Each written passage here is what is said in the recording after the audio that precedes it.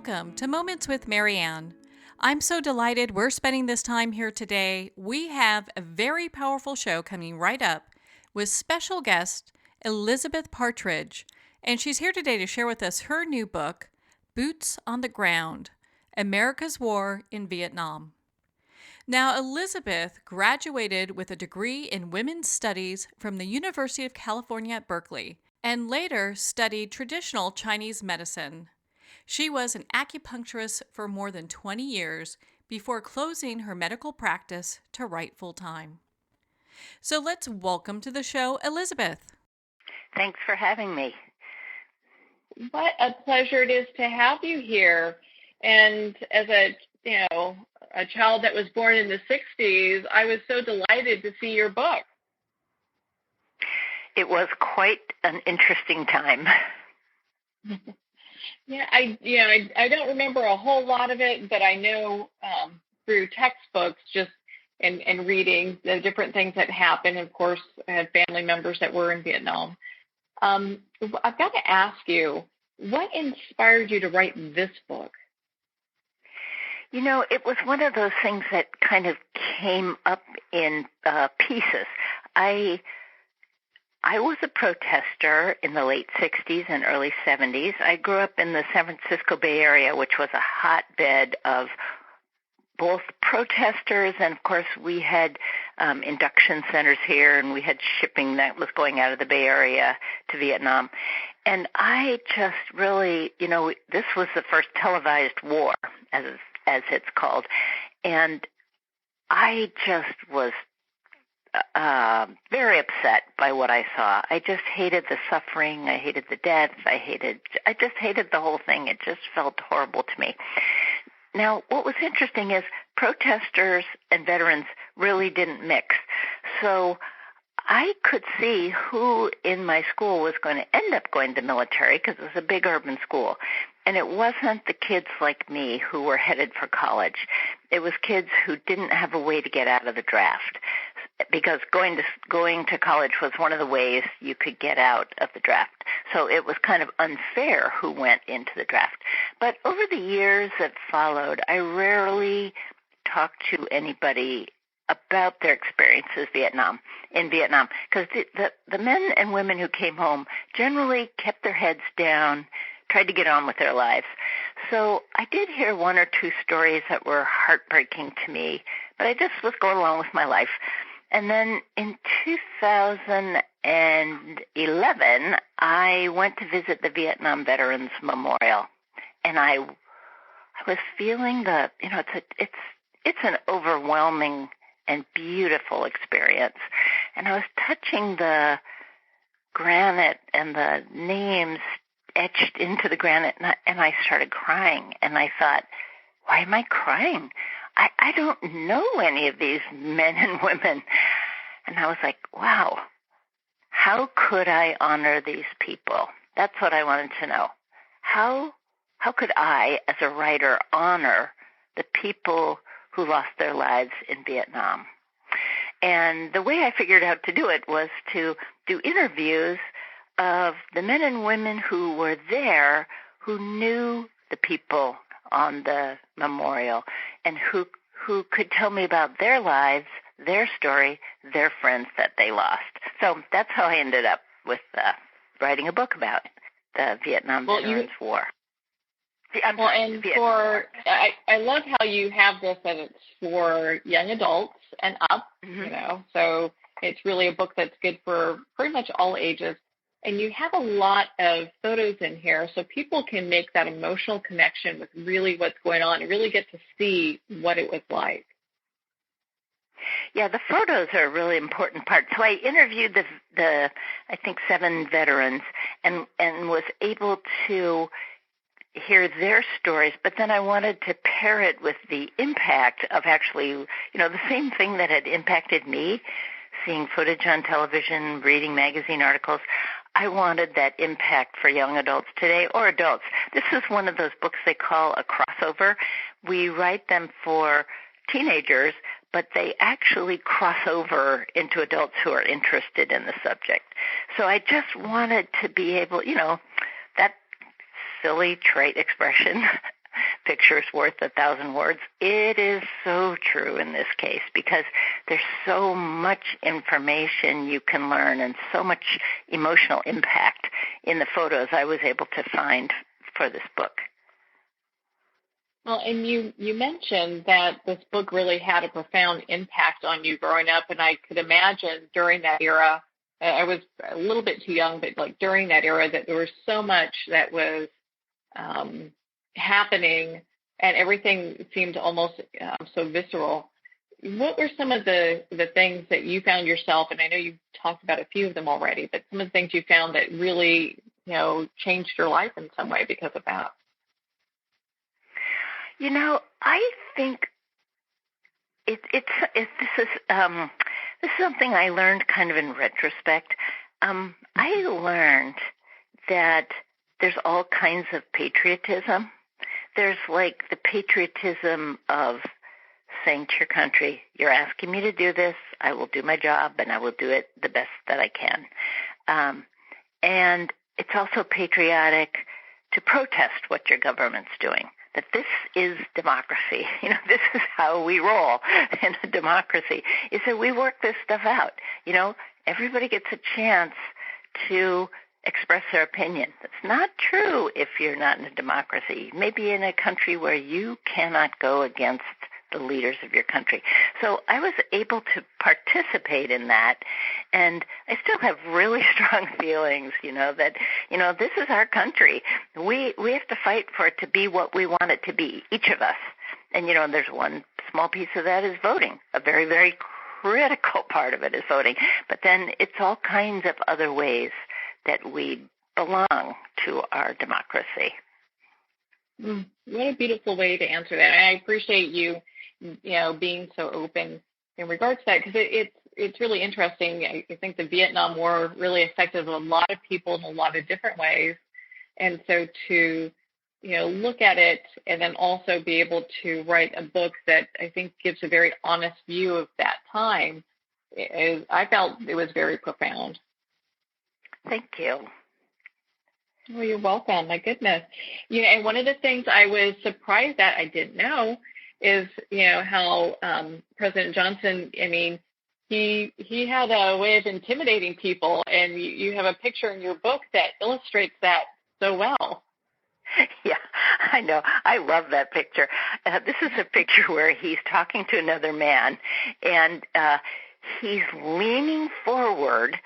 And the poor guy he's talking to, first of all, Johnson was physically intimidating. He was 6'2" and a big, bulky guy. But he's leaning straight into this guy. The poor guy has got one foot back in order to keep his balance.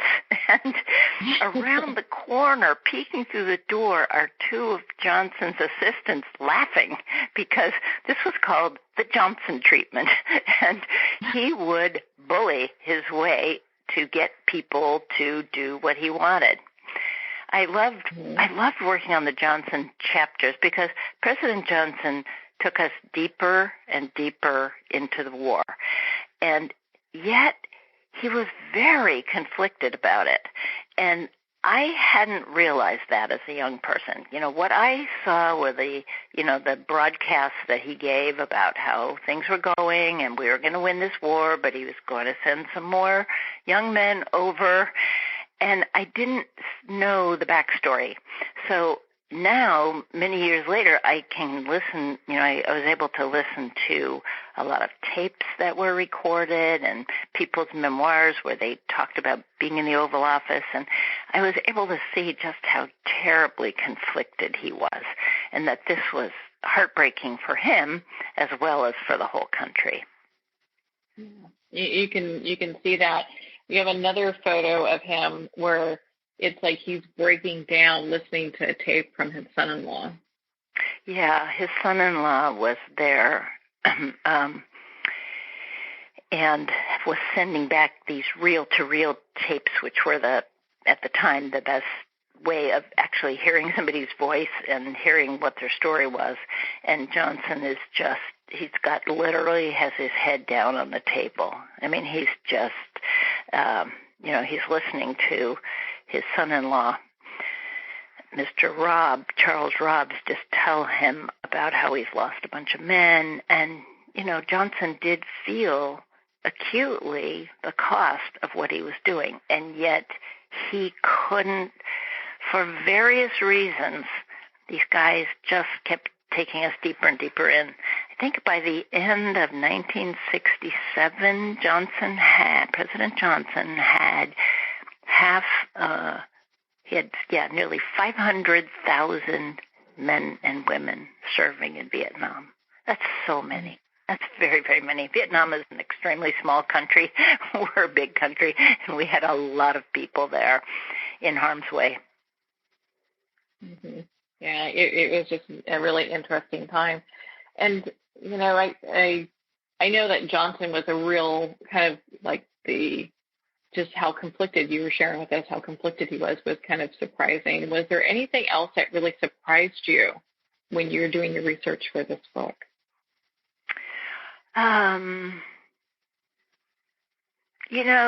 Once you have the advantage of time, decades passing, mm-hmm. you can really, you look at something differently than you would look at it in the present time. So I had that advantage of looking at all the presidents who were you can start looking at our involvement in Vietnam from the time that we helped the French, and which was after World War II, the French who had colonized Vietnam before the war, but then Japan got in control of Vietnam during World War II, and then it went back to the French taking over again, thanks largely to our support.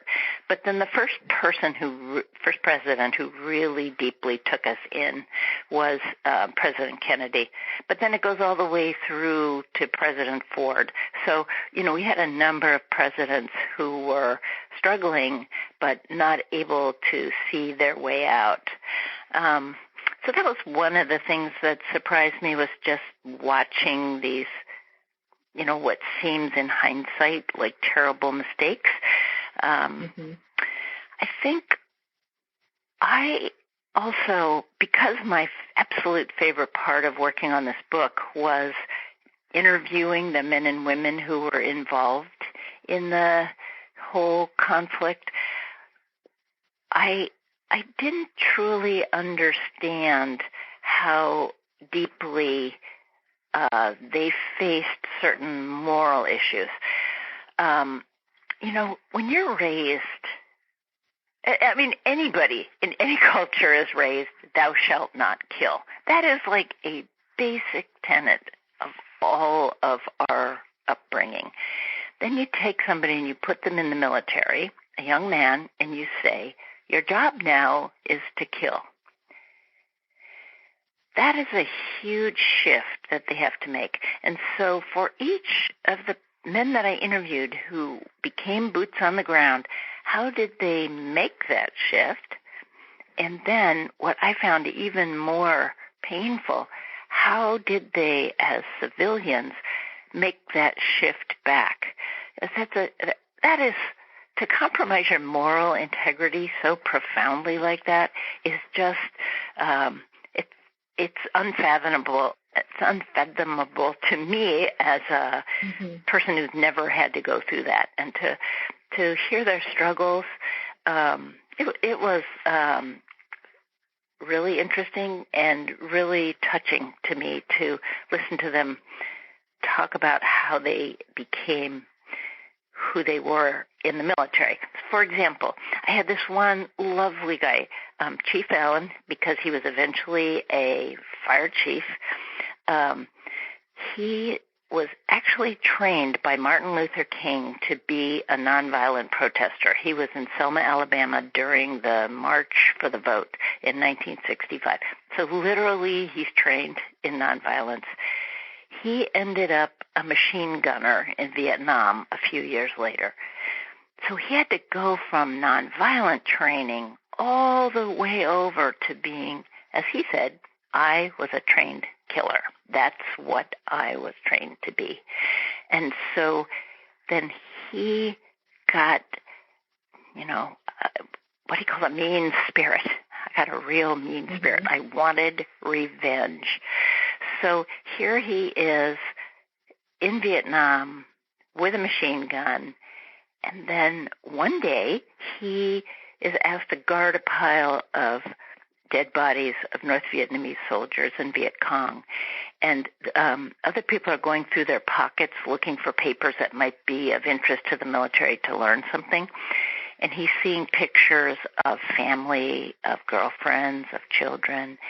And he suddenly realized, oh, they're people. I'm a person. They're a person. I'm doing my job. They're doing their job.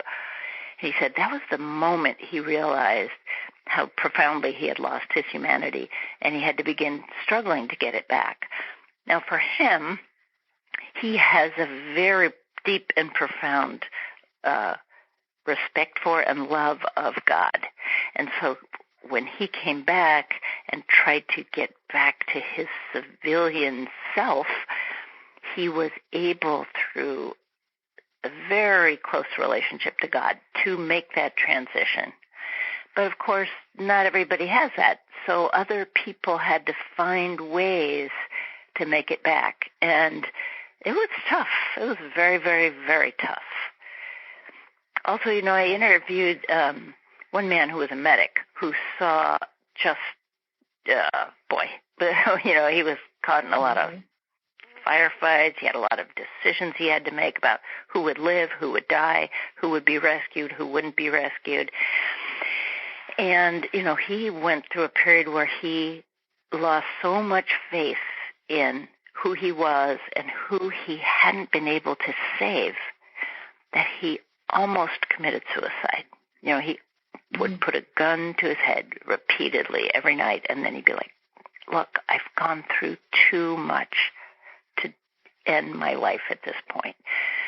So I just, I had to think about this, like, when is violence so profound in your life that you turn it against yourself? When does that eventually come all the way around for you? Now, he saw so many difficult situations. He's in his 70s now, and what he told me now is, he said to me, if you want to wake me up, do not touch me. Stand by my feet and start talking, but never touch me. I just thought, wow, he's still so able to go back to, he's wired now for going back to that time, and he will spend and has spent his whole life in that place. It's interesting from the family members I have that were in Vietnam, a couple of them, they came back, and the PSD was so tough that they really weren't able to get beyond that, and it was heartbreaking. And there wasn't really any help for that too, So you look at just how we expected so much of these young men. They were drafted, they didn't have a choice, and then they come back, and we really don't have support for them to help them work through that transition. Yeah, that's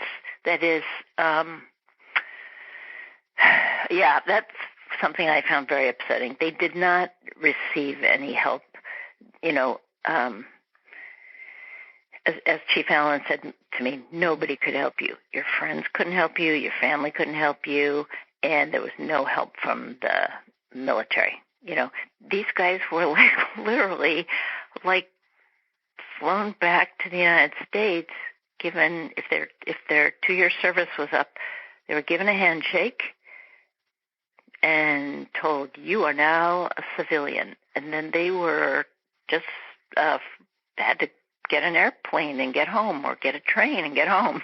And they just went from one situation to another with no help. And, we know it's very, very difficult to help with PTSD.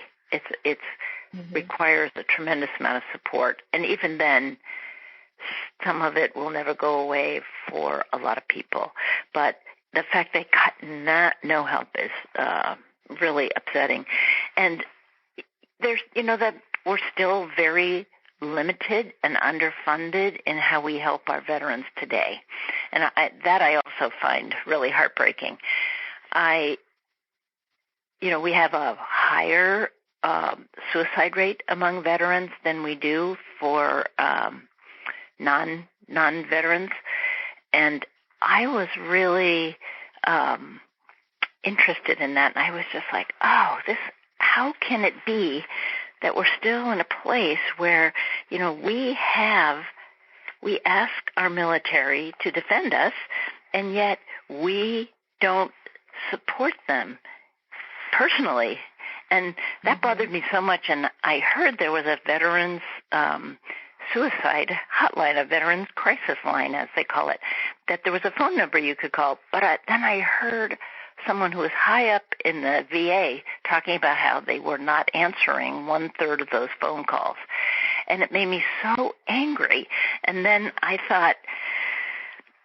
heard that they had, put a lot of resources on it, and they had changed it. So I wanted to put the phone number for the Veterans Crisis Line in my book, but I didn't want it to be part of the way a veteran might think they could get support but wouldn't. So I called the Veterans Crisis Line, and I talked to a young woman there, and I said, I just want to make sure that everything is working with you guys because of this book that I'm writing. And she's like, oh, you're writing a book? I'm like, yeah, I'm writing a book. She said, do you have any suicidal thoughts? I was like, no, really, I am writing a book about this. I'm not a veteran. But she just really went through the checklist with you, right? She did. And you know what? I really appreciate it. At the very end of the conversation, she said to me, well, thank you for calling. And I'm going to tear up when I say this, and she said to me, I'm so glad to know that you are safe right now. And that won me over because I thought, if I was lying to her, she just did this wonderful job of making me feel somebody cares that I put down that gun and did not commit suicide. So I did put their number in the book, and may I say it here while I'm talking with you? Oh, please do. Please do. I'd love for you to share that number. Thank you. So the Veterans Crisis Line is 1-800-273-TALK, which is 1-800-273-8255. You can also find it easily online, and they do staff it 24 hours a day now. On that note, we're going to pause here for a quick break. We've been speaking with Elizabeth Partridge on her new book, Boots on the Ground, America's War in Vietnam. We'll be right back after these messages.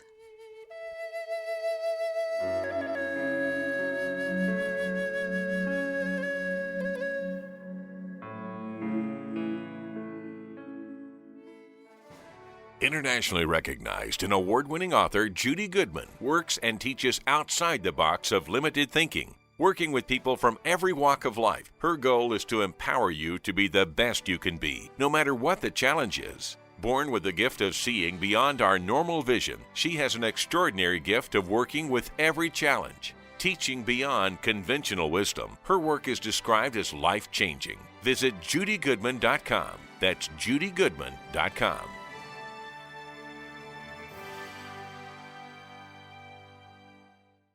There comes a moment when you realize you're somewhere special, when you discover that each beautiful creature that you see has been rescued from a life of absolute horror and brought to this incredibly free place. Here's where their lives were forever changed and where yours will as well. Discover over 500 tigers, bears, and lions at the brand new visitor center at the Wild Animal Sanctuary just outside Denver. For more information, visit wildanimalsanctuary.org. Discover true freedom at the Wild Animal Sanctuary. Have you ever had the sense that your thoughts might actually be doing something? Ancient secrets of manifesting have been masterfully revealed in the award-winning book Manifesting 1-2-3 by Ken Elliott. For the first time, the author's experiences and stories in this book describe exactly how your thoughts can create anything. You've been doing this all your life, but it's never been fully explained for you until now. Visit manifesting123.com for more information today. Manifesting123.com. There are nearly 2 million Americans living with amputation. Many live right here in San Antonio. Becoming an amputee can be scary, frustrating, isolating, but there's no reason to feel alone. The San Antonio Amputee Foundation is here to help support you and guide you toward resources such as home and car modifications and even prosthetic limbs. For more information or to make a donation, visit saamputee.org. We'll help you live a full, active life, one step at a time. San Antonio Amputee Foundation, healing limbs, hearts, and souls.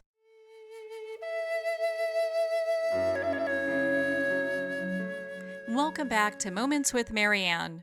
We're here today with special guest Elizabeth Partridge, who's here to share with us her book, Boots on the Ground, America's War in Vietnam.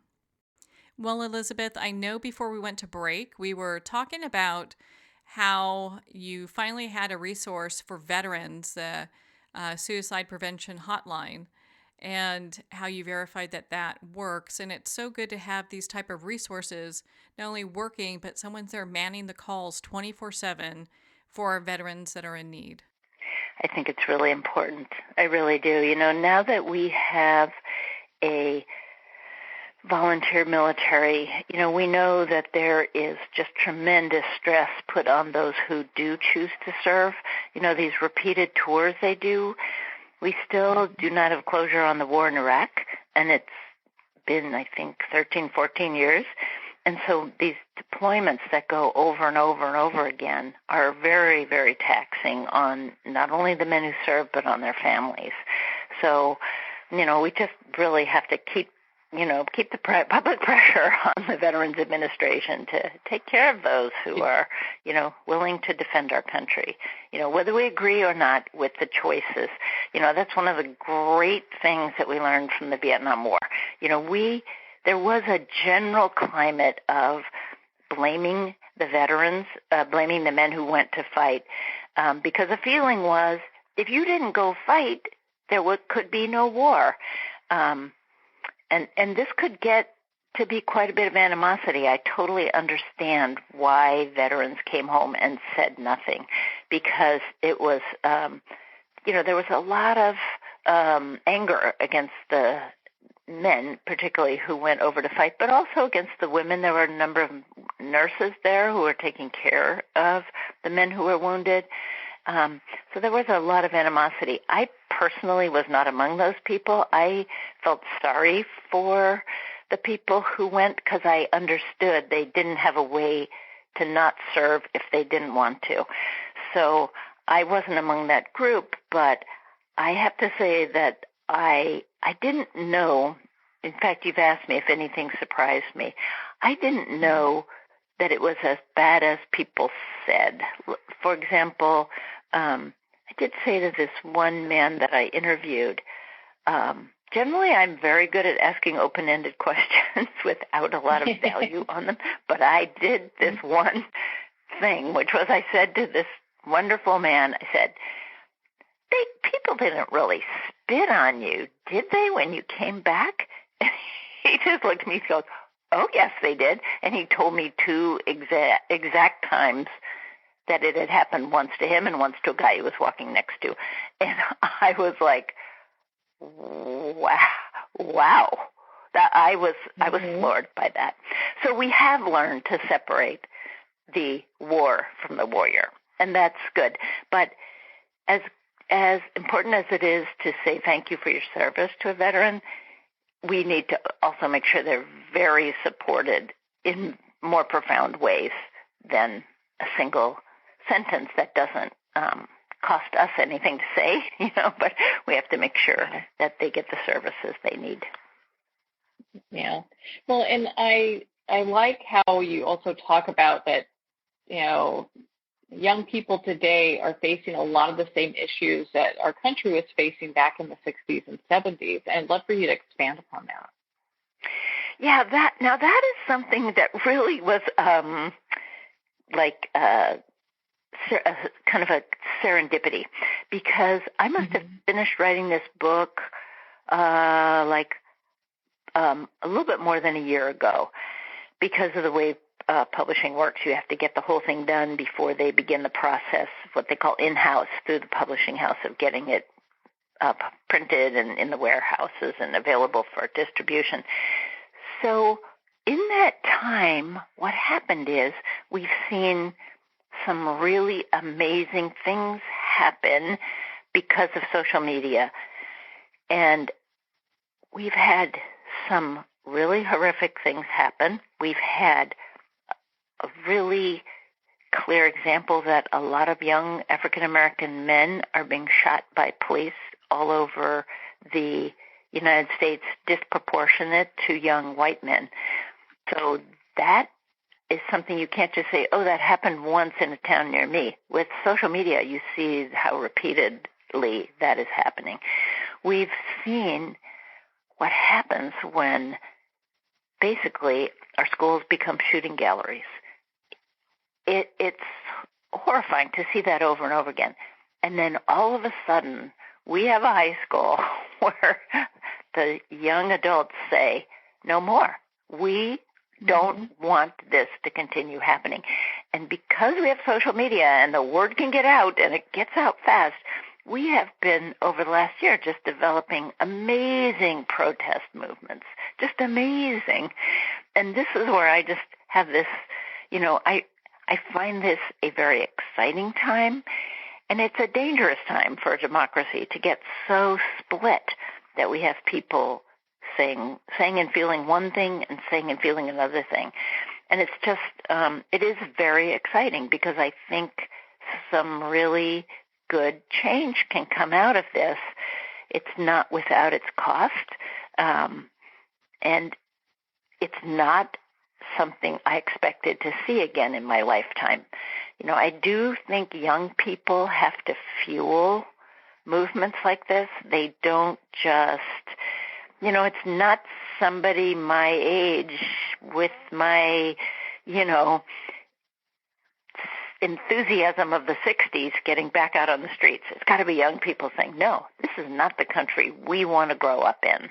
And that's what's happening right now. And it's, I do find it very, very exciting. And we'll see how it goes, Well, as someone that's, not of that generation, a little bit older here, I personally, I think a lot of people are just like, finally, it's about time. I'm so glad that we're having these discussions because it feels like we haven't been heard all this time. Yeah.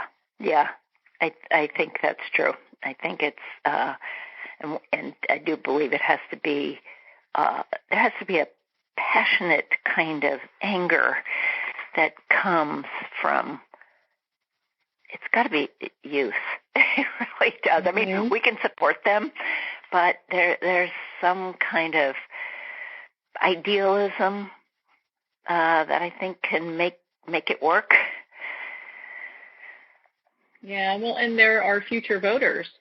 So, yes. It gives some pause for our politicians to just have a little bit of a pause, going, I might want to rethink, or listen to this, because we have a mass group of people who are, of young people who are going to be voting in the very near future. Yes, I think that's that is truly the core of our democracy, is the vote. And I think, this happened in my own family where I asked a couple years ago, I asked one of my daughter-in-laws, I was like, oh, hey, how did you guys vote in this recent election? And she said, actually, we were too busy. We didn't get around to it. Well, now that same young woman is actually working for a candidate as a volunteer really hard to make change. And she's out there knocking on doors, getting other people to vote. And I was like, yep, this is how it happens, We've made this tremendous change, and it's wonderful. Mm. Well, and gosh, I know you cover so much in your book, and of course we don't have time to go through all of it. But I mean, you talk about not only Martin Luther King Jr., you talk about John Lennon, you talk about how President Johnson and all these different folks helped shape that time in history. And it's such a profound and I felt a very, honest read on what's going on during that time. What would you like our listeners to take away, from reading your book, Boots on the Ground? Well, I think there's several different strands I was working on. I would like a young adult to be able to see that war is not glamorous. I think there's kind of, that's another sort of aspect of youthful exuberance, is that fighting in the military is going to be something glamorous. And I hope that people will see it's much different than that. It's difficult, it's painful, it's challenging, it's rough. It's really rough. I just want young adults to know that. So that was kind of one of my starting points, and I certainly got more than I bargained for as I interviewed the men and women who served there. I also was very interested in all the different issues that came up racially. So when I interviewed people, I did a lot of kind of just looking for people that were from different geographical locations, so it wouldn't just be in my, I knew I could find veterans where I was, but I wanted to find across the country different people. And I wanted people from different racial groups because I wanted to see how that played out, because that was a big part of the 60s, was that we had a lot of civil unrest going on. And that also was really interesting to me because there was a lot of racism for the African American that I interviewed. I had 2 Asian Americans who experienced racism because they looked like the enemy. So, for example, I had one man who was actually David Oshiro. The first day he was out in the field wearing jungle fatigues, like the South Vietnamese he was with, he was shot through the neck. As he lay on the ground, the medic approached him after the fight was over, took a look at him and said, "Oh, leave that gook for later. We'll come back for him." And David was like, he pulled out his dog tags and said, I'm an American. And from that moment on, he never felt he could trust anyone because he didn't know how that would play out for him. So I liked doing that racial strand and also seeing how no matter what the racial issues were, when they were fighting, when they were side by side, they were one, because your life depended on not only doing the best job you could, but your brothers doing the best job they could. So that was a very interesting strand for me to work through.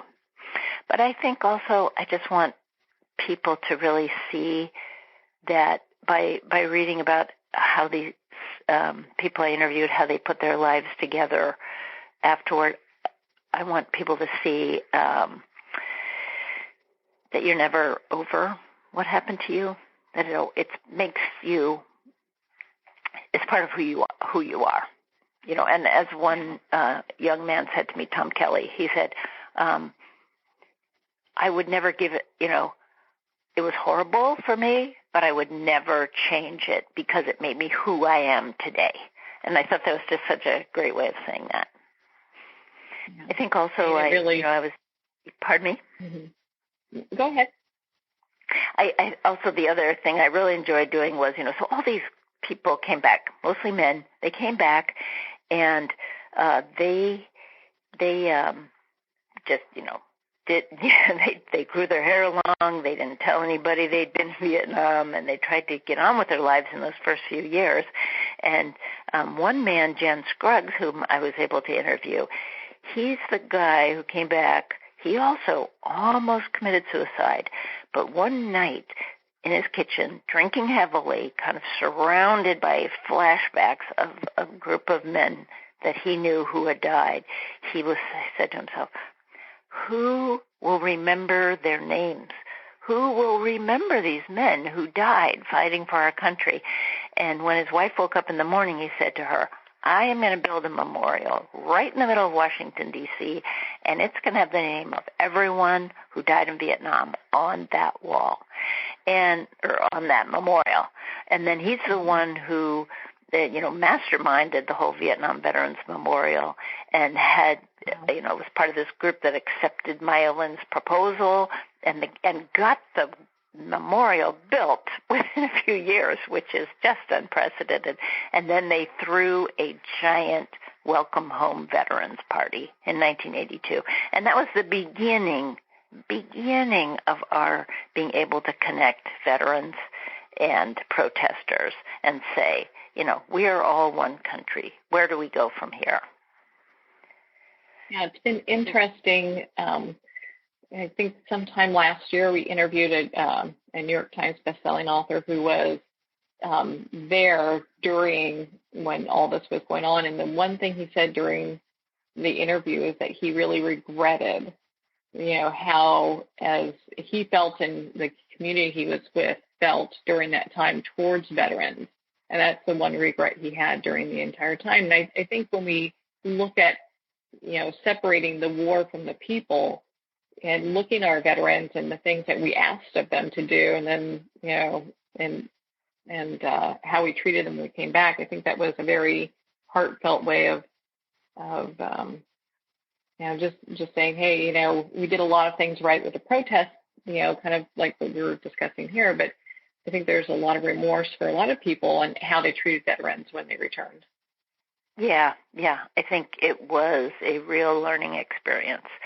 And,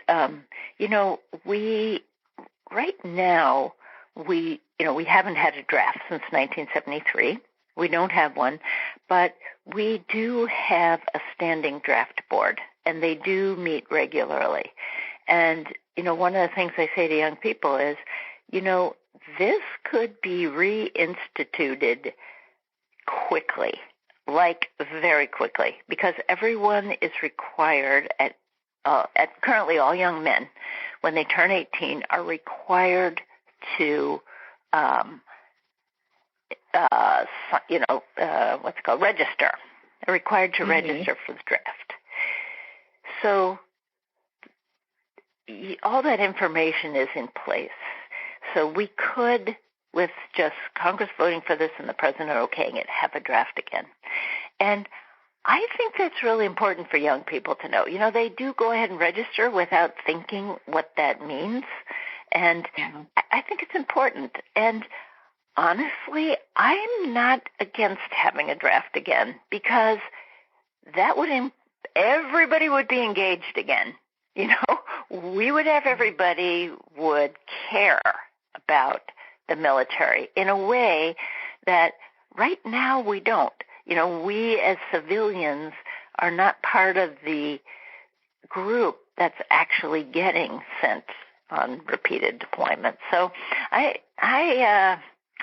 keep an eye on that. I think it's interesting, and I do talk to young adults about it so that they are aware where they stand.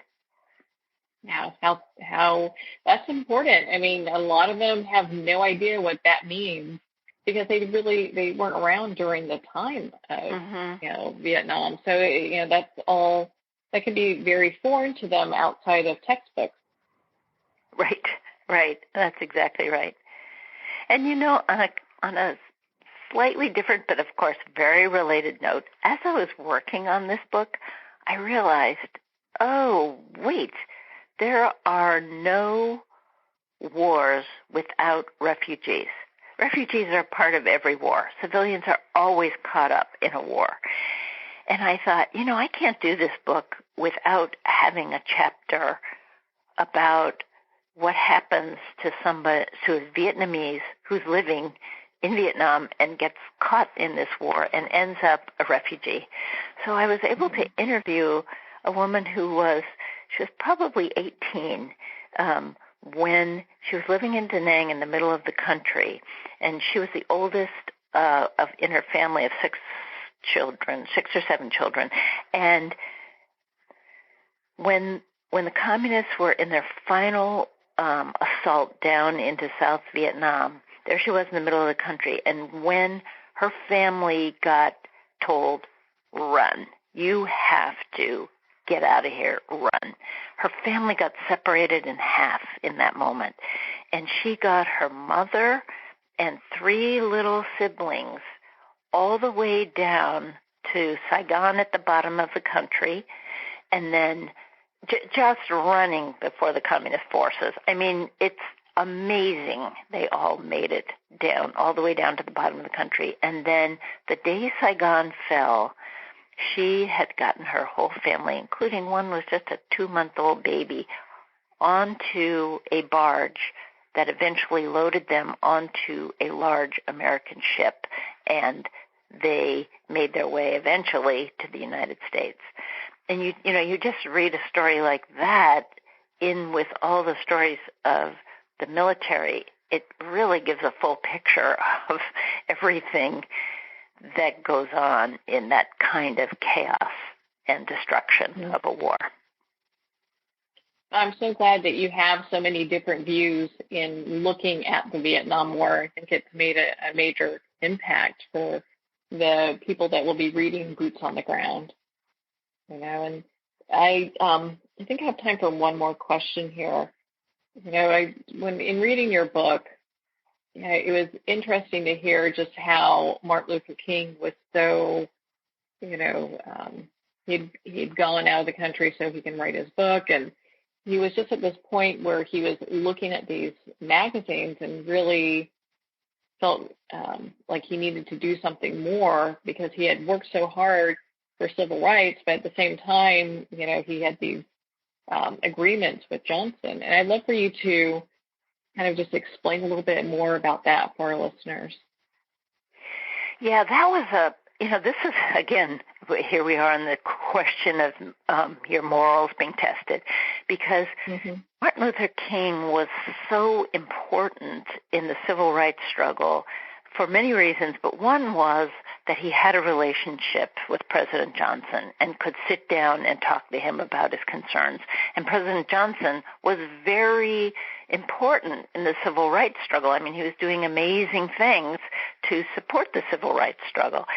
So when Dr. King's conscience was tested, he said to himself, how can I protest against violence and discrimination in the United States and yet say nothing about the war in Vietnam?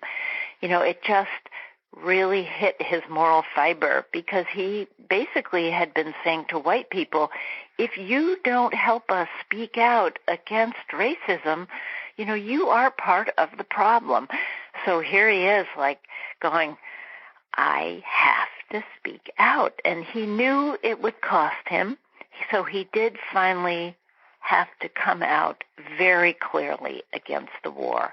And he also saw, how can we ask our young African-American men to go fight in Vietnam alongside white men, and yet when they come home, they can't live in the same neighborhood.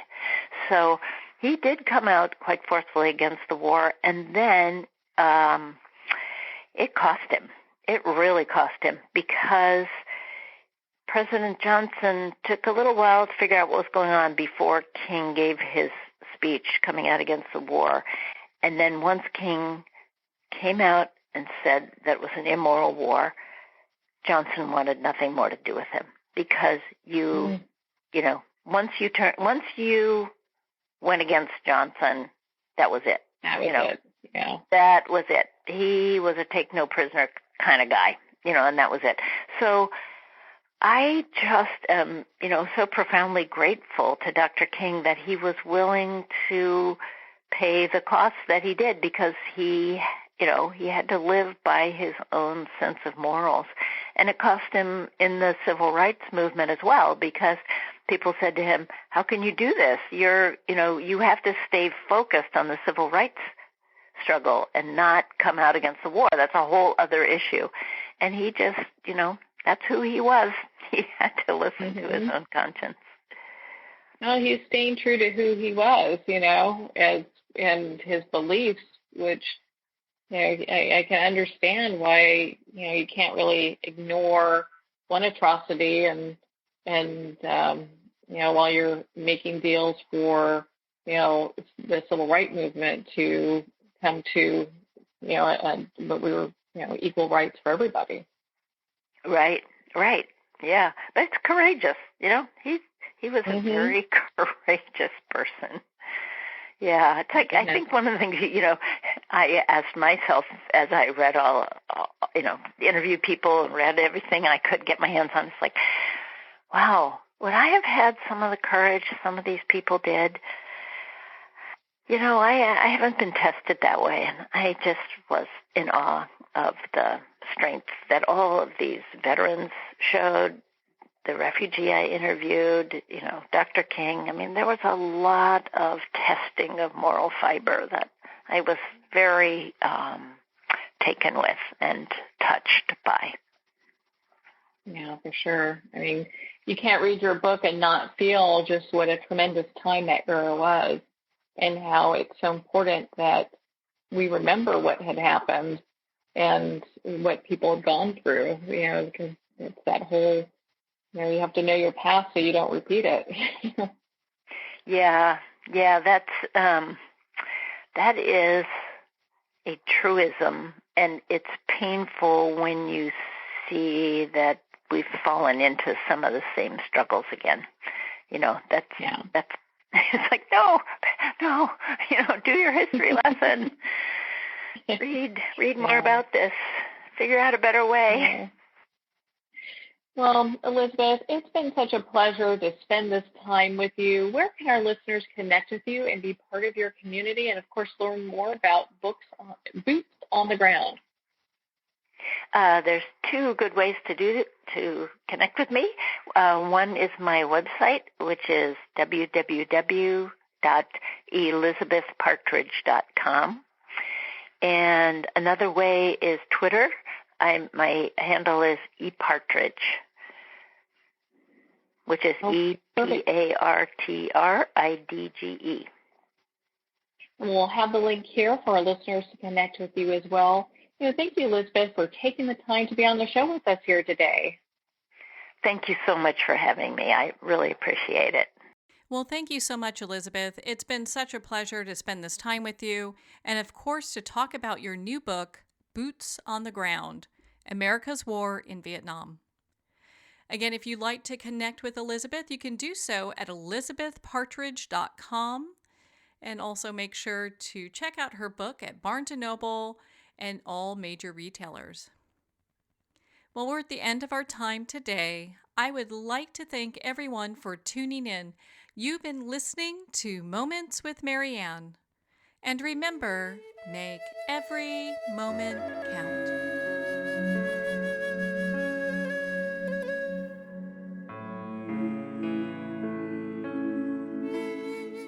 In a single moment, your life can change. Moments with Marianne is a transformative hour that covers an endless array of topics with the best of the best. Her guests are leaders in their fields, ranging from inspirational authors, top industry leaders, and business and spiritual entrepreneurs. Each guest is gifted and a true visionary, a recognized leader in her own work, and while teaching others to develop, refocus, and grow, Marianne will bring the best guest and sometimes a special surprise. Don't miss this. You never know just which moment will change your life forever. Moments with Marianne airs every Thursday, Friday, and Sunday at 8 p.m. Eastern, 6 p.m. Mountain Time. Make sure to tune in and visit momentswithmarianne.com for more information.